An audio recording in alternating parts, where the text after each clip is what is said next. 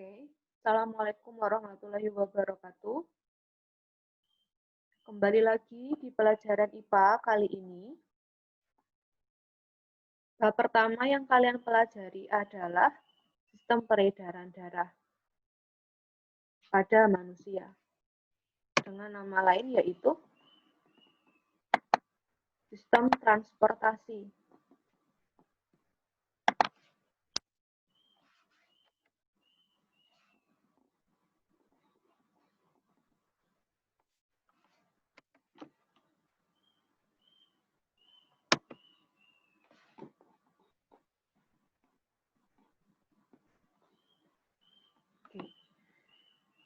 Ini adalah peta konsep materi yang akan kalian pelajari pada bab ini. Yang pertama adalah darah.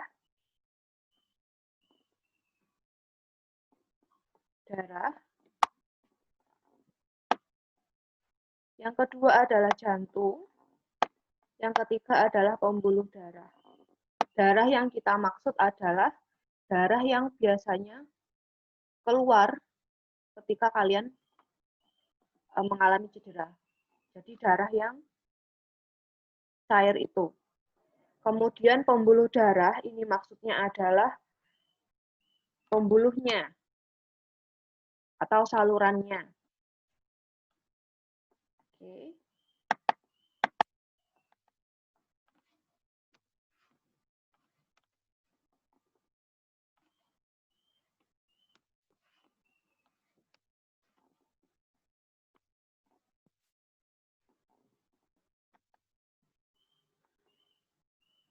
Darah terdiri dari dua komponen, yaitu yang pertama adalah komponen cair, disebut sebagai plasma darah, dan yang kedua adalah komponen padat, disebut sebagai sel-sel darah.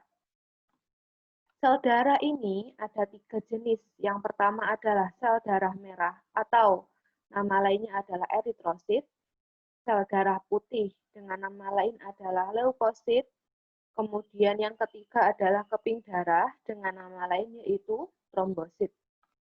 Kalau dilihat dari gambar di sini, gambar yang ini, yang bagian sini, ini adalah pembuluh darah, kemudian sel darah merah. Sel darah merah, kenapa dinamai sel darah merah? Karena warnanya merah. Kemudian ada komponen-komponen cair di dalamnya yang dinamakan dengan plasma darah.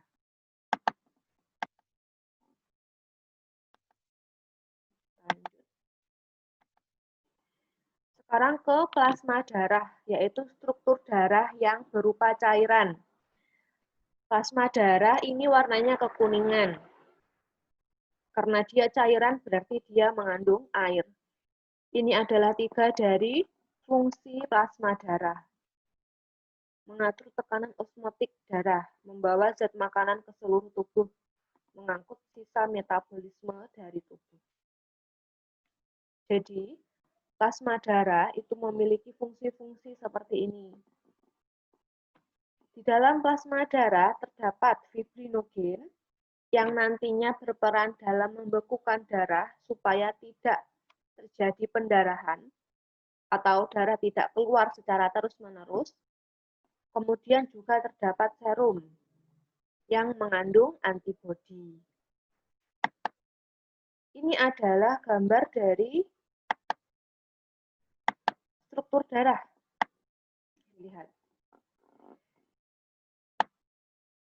Yang berwarna kuning ini plasma darah berupa cairan, yang berwarna merah berupa sel darah merah. Yang warnanya putih di tengah ini adalah sel darah putih dan trombosit. Jadi, kenapa kok darah kita warnanya merah? Karena di dalam darah, sel darah yang paling banyak jumlahnya adalah sel darah merah.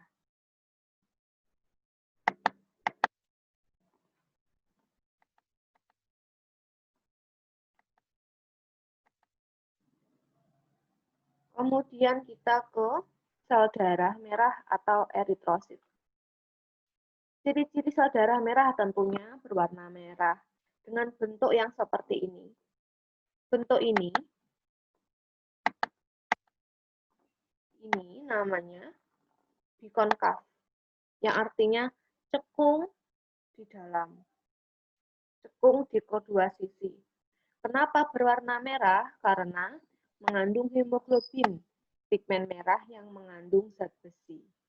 Hemoglobin ini fungsinya untuk apa?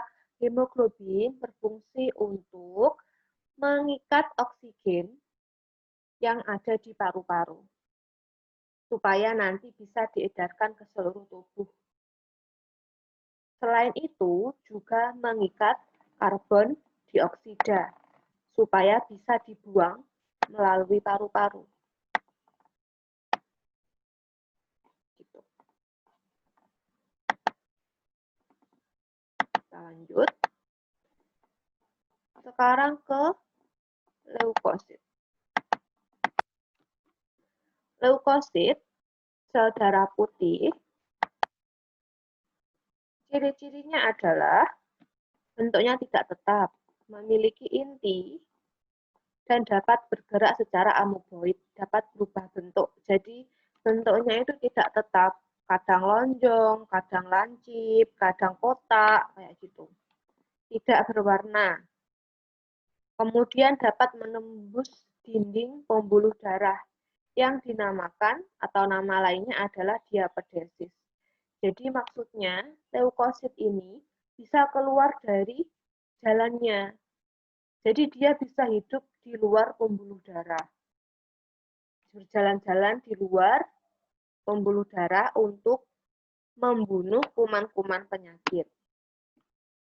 Fungsinya, sel darah putih itu selain membunuh kuman atau memakan kuman, juga menghasilkan antibodi. Jadi antibodi kalian itu dihasilkan oleh leukosit. Leukosit itu ada 5 jenisnya, jadi nggak cuma satu. Kalau eritrosit kan tadi itu cuma satu jenis. Kalau leukosit ada 5. Monosit, limfosit, neutrofil, eosinofil, dan basofil. Kalau leukositnya melebihi jumlah normal, namanya leukositosis. Kalau jumlahnya kurang, namanya leukopenia. Leukosit ini dibagi menjadi 2 kelompok. Yang pertama granulosit. Sesuai namanya, dia itu berbintik-bintik. Jadi di sekitar inti sel nanti ada bintik-bintik kecilnya yang banyak.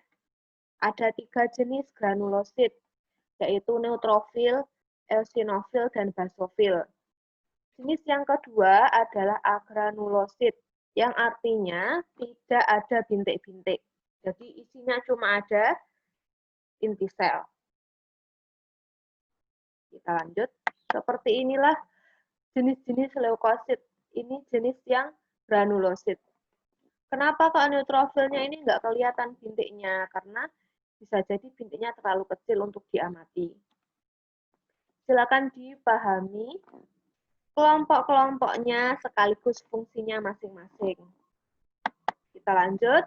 Ini adalah jenis leukosit yang tidak ada bintiknya atau tidak ada granulonya. Dilihat fungsinya, bisa dipahami sendiri ini. Kita lanjut ke keping darah. Keping darah atau nama lainnya adalah trombosit. Trombosit ini bentuknya tidak teratur, berperan dalam proses pembekuan darah jika terjadi luka pada tubuh. Jadi kalau misalnya kalian itu kena pisau, itu kan pasti darahnya memancar keluar dari kulit. Nah itu supaya darahnya tidak terus-menerus keluar, harus ada yang namanya pembekuan darah. Jadi harus ada yang menyaring darahnya. Harus ada yang menahan darah untuk tidak keluar lagi menggunakan keping darah. Bagaimana prosesnya? Ini adalah prosesnya. proses-proses pembekuan darah. Ketika terjadi luka, otomatis pembuluh darahnya akan tergores atau pecah atau darahnya memancar. Darah memancar keluar dari kulit. Darah yang memancar mengakibatkan trombositnya pecah.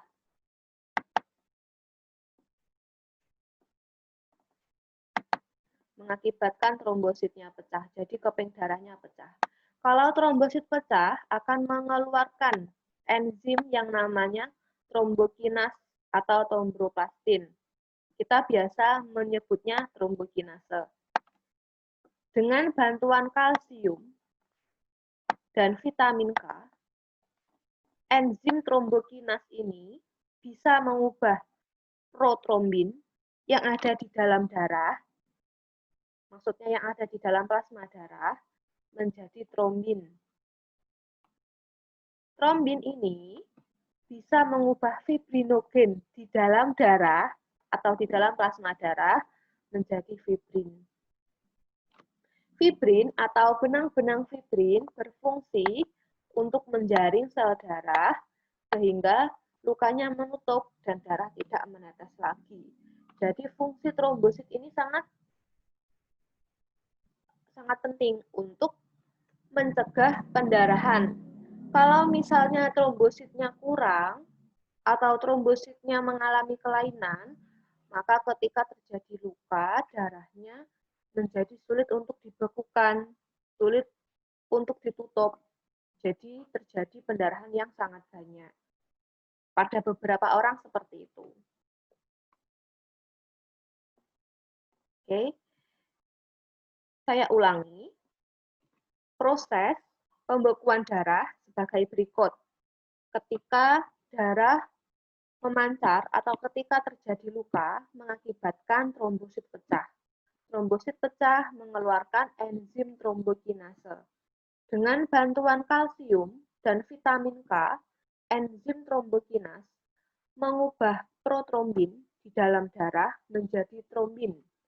Trombin mengubah fibrinogen di dalam plasma darah menjadi fibrin.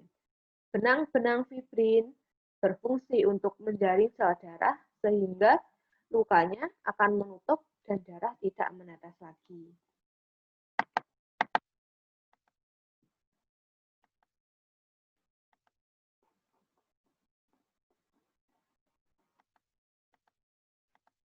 Ini adalah fungsi darah. Yang pertama mengatur suhu tubuh, kemudian mengangkut bahan-bahan metabolisme, mengangkut oksigen, mengangkut karbon dioksida, mengangkut zat makanan sisa metabolisme. Kemudian membunuh kuman atau kekebalan dengan menciptakan antibodi, mengedarkan hormon dan enzim-enzim, mempertahankan pH tubuh, menutup luka. Jadi fungsi darahnya ada banyak sekali. Maka dari itu kita harus bersyukur kita tidak memiliki kelainan atau ketika terjadi luka, pendarahannya tidak terlalu banyak, kemudian fungsi-fungsi darah bisa dipertahankan sampai sekarang. Kita harus bersyukur kepada Allah Subhanahu wa Ta'ala karena telah menciptakan darah yang punya fungsi yang banyak seperti ini. Dan kita tentu saja harus bisa memaksimalkan fungsinya dan terus menjaga kesehatan supaya fungsi darah tidak terganggu. Sekarang kita belajar tentang penggolongan darah. Golongan darah itu ada 4 jenisnya. A, B, AB, dan O. Golongan darah A, jika sel darah mengandung aglutinogen A. Golongan B, jika sel darah mengandung aglutinogen B. Golongan AB, jika mengandung aglutinogen A dan B. Golongan O, jika tidak mengandung aglutinogen A dan B. Sekarang ke transfusi darah. Penggolongan darah itu sangat berguna untuk transfusi darah ketika ada orang-orang yang mengalami kecelakaan dan membutuhkan darah, transfusi darah itu sangat diperlukan. Transfusi darah tidak bisa seenaknya sendiri. Misalnya, saya yang bergolongan darah A, kemudian Erika bergolongan darah AB. Ketika saya membutuhkan darah, Erika ingin memberikan atau mentransfusikan darah darinya ke saya. Boleh enggak? Tidak boleh karena golongan darahnya berbeda. Golongan darahnya itu harus sama. Karena kalau tidak akan terjadi penggumpalan darah yang akan membahayakan penerimanya.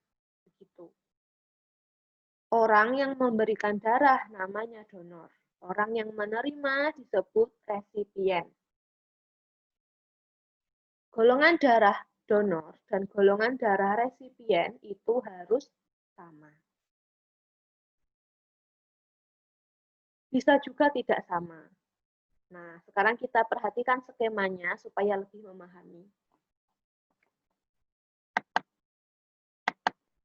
Ini adalah skema transfusi. Di sini golongan darah penerima atau resipien. Di sini golongan darah pendonor atau yang memberikan. Donor A hanya bisa memberikan darah kepada kepada resipien A atau AB. Donor B hanya bisa memberikan kepada orang yang bergolongan darah B atau AB. Golongan AB hanya bisa memberikan darah kepada AB. Golongan O bisa memberikan ke semua jenis golongan darah. Dari skema ini, berarti ada satu golongan yang bisa menerima semuanya. Namanya resipien universal. Jadi, golongan darah resipien universal adalah AB. Dan ada golongan darah yang bisa menjadi donor universal, yang artinya bisa mendonorkan darah ke semua jenis golongan darah. Itu adalah golongan darah O. Artinya, golongan darah O adalah donor universal. Kita lanjut ke bagian selanjutnya. Jantung. Jantung adalah organ yang berfungsi memompa darah. Jika jantungnya berhenti, otomatis darahnya berhenti, oksigen tidak bisa dikirimkan atau diedarkan ke seluruh tubuh dan akhirnya mengalami kematian. Itu. Jadi kenapa jantung itu sangat penting? Karena jantung mengedarkan oksigen ke seluruh tubuh. Dan semua, maksudnya mengedarkan darah yang akan mengedarkan oksigen nanti ke seluruh tubuh. Gitu. Ini bisa dibaca sendiri, bagian-bagian dari jantung. Ruang-ruang jantung ada 4, silakan dibaca sendiri. Ruang jantung itu ada serambi kanan, serambi kiri, bilik kanan, bilik kiri. Yang bagian kanan itu berkaitan dengan karbon dioksida, yang bagian kiri berkaitan dengan oksigen. Di antara serambi kanan dan bilik kanan terdapat katup trikuspidalis yang fungsinya mencegah darah dari bilik kanan masuk ke serambi kanan. Kalau kita lihat dari gambar ini adalah katup trikuspidalis. Ini adalah katup bikuspidalis. Bentar. Ini katup trikuspidalis, ini katup bikuspidalis. Oksigen nantinya, oke. Balik lagi. Maksud saya karbon dioksida masuk dari sini.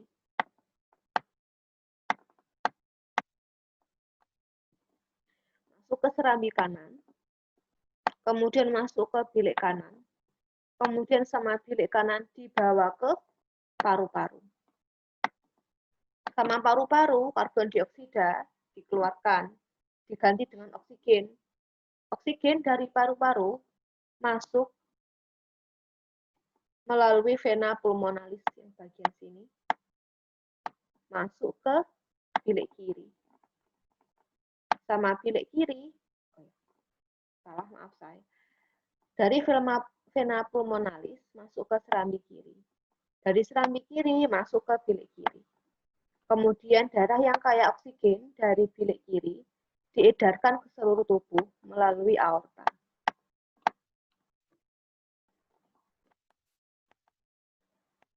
Kita lanjutkan. Sekarang ke pembuluh darah. Pembuluh darah itu ada 3 jenis. Yang pertama adalah pembuluh darah arteri, ini, kemudian pembuluh darah vena, kemudian pembuluh darah kapiler. Fungsinya untuk mengalirkan darah dari jantung ke seluruh tubuh dan sebaliknya.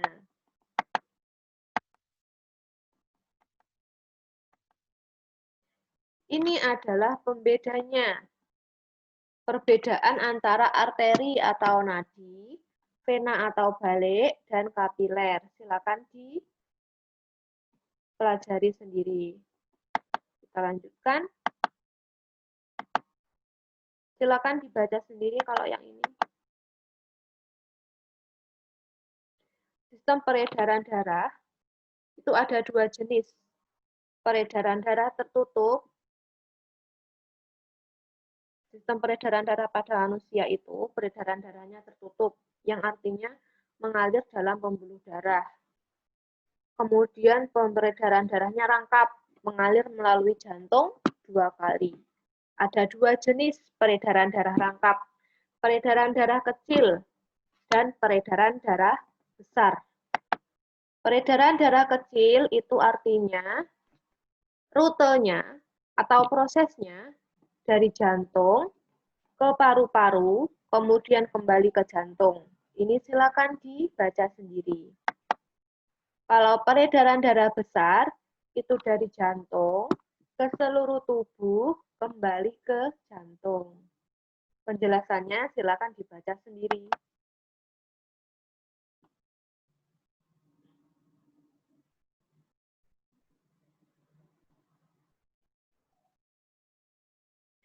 Jantung berdenyut apabila otot jantung kontraksi dan relaksasi. Kontraksi itu mengkerut, kalau relaksasi itu mengembang. Denyut jantung dapat dirasakan pada pembuluh nadi di bawah permukaan kulit, biasanya di pergelangan tangan atau di leher. Dipengaruhi oleh usia. Maksudnya, balita denyut jantungnya lebih banyak atau frekuensinya lebih banyak, lebih sering daripada orang dewasa. Jenis kelamin, perempuan itu denyut jantungnya lebih banyak atau lebih sering daripada laki-laki. Berat badan, kesehatan, dan aktivitas tubuh. Kalau aktivitasnya banyak atau berat, berarti denyut jantungnya lebih besar atau lebih sering daripada orang yang aktivitasnya ringan. Tekanan darah menunjukkan kekuatan jantung memompa darah. Tekanan darah orang dewasa normal bernilai 120/80. 120 itu berarti ketika dalam keadaan sistol atau berkontraksi atau menguncup. Yang atas itu menguncup atau sistol. Kalau yang bawah itu diastol atau berelaksasi atau mengembang. Jadi kalau misalnya tekanan darahnya Bu Farida ini 100/70, berarti 100-nya itu ketika sistol, 70 ketika diastol. Nah, sekarang kelainan darah bisa dibaca sendiri. Tugasnya adalah membuat pertanyaan tentang sistem peredaran darah sebanyak 5 pertanyaan. Silakan dikirimkan ke saya Bisa melalui WA, bisa juga melalui Google Classroom. Sekian penjelasan dari saya tentang sistem peredaran darah. Saya ulangi lagi, tugasnya ada 2 jenis. Yang pertama, tugas membuat pertanyaan sebanyak 5 tentang sistem peredaran darah. Tugas yang kedua adalah menggambar sistem peredaran darah kecil di buku gambar. Terserah buku gambarnya itu besar atau kecil, terserah kalian. Oke, sekian dulu penjelasan dari saya. Jika ada pertanyaan, silakan ditanyakan. Saya akhiri. Assalamualaikum warahmatullahi wabarakatuh.